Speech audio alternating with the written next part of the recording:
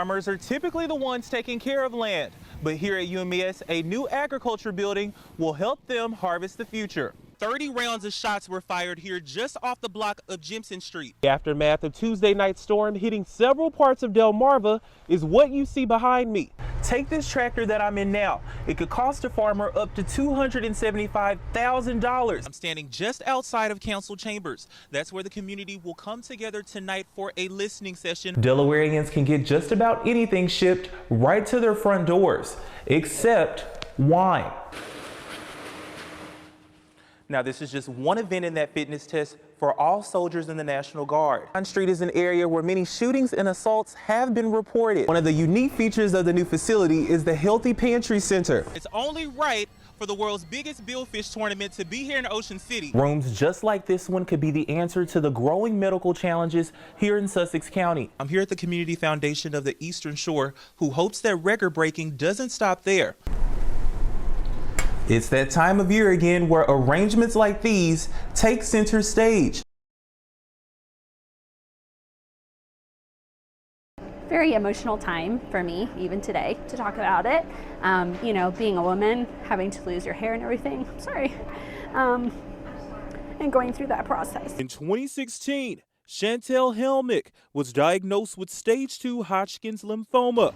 Her husband, Patrick, says the diagnosis left him helpless, but he found a possible answer thanks to one natural talent. I fell into gardening, so I could grow the most nutritious food possible. I can't make chemotherapy drugs, but I can grow excellent food. That passion for growing fresh would lead them to start their own market farm business, Helmick's Homestead, back in 2020.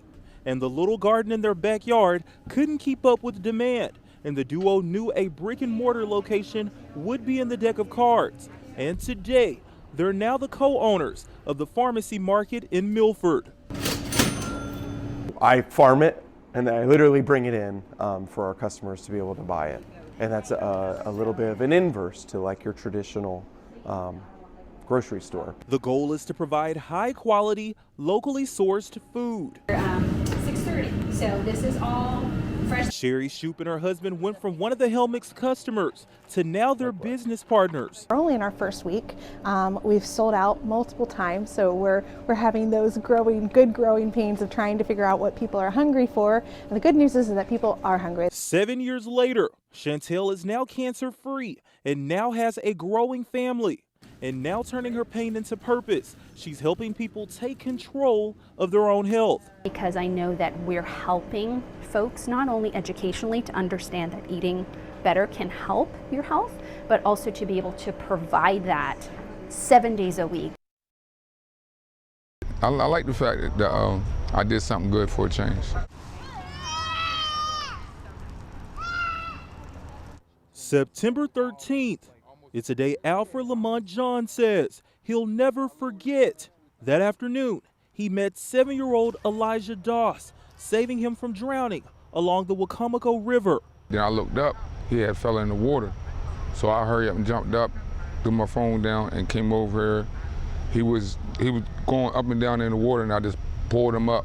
John's calling it a case of being in the right place at the right time. He was in the area because he's actually homeless. Now for the second time. Bad times happen to everybody, so I'm really out here trying to struggle, trying to get everything right, get back on my feet and all that.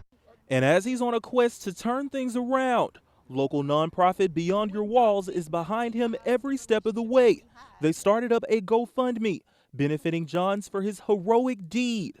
When they asked me, I was like, this is a perfect opportunity for all of us in the community to go beyond our walls and help get Mr. Johns housed together.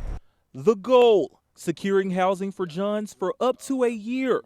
The unlikely duo have actually known each other for more than 7 years. And in time, founder Leslie McGinnity says they've become family. If I'm downcast, like he's always the one to bring, you know, me up or those around him up and to remind them like it could be worse. A, B, C. That's Mr. Johns' stepson, Jameer, his motivation to keep going, even when things get tough. And not only is he walking away with the support of the community, he's now found new family in the life he saved. Every time he see me, he just run to me and hug me and say thank you.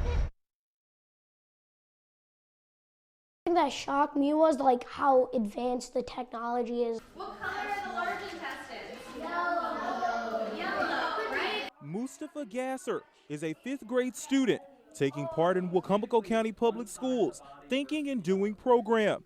Its newest unit, called Medical Marvels, is allowing him and several other student interns a glimpse at a career in healthcare. Like we are learning about the immune system, the musculoskeletal, like the whole body. Gifted and talented students really need that differentiation, and one of the things that they talk about is having them work with real professionals so that they can understand what opportunities are out there for them. And with their partnership with Salisbury University's Henson Medical Simulation Center, the 10,000 square foot space is filled with things like high-tech equipment to robotic mannequins, now at students' fingertips. It is a place for nursing students and respiratory therapy students, but I want them to think about other things that they could potentially do that are associated with careers that are needed and well-paying. And students are also experiencing what it's like to care for patients like Charlie here, who's currently experiencing an asthmatic episode. And staff at the center hope that sparking that interest in STEM early can help bolster the local healthcare pipeline.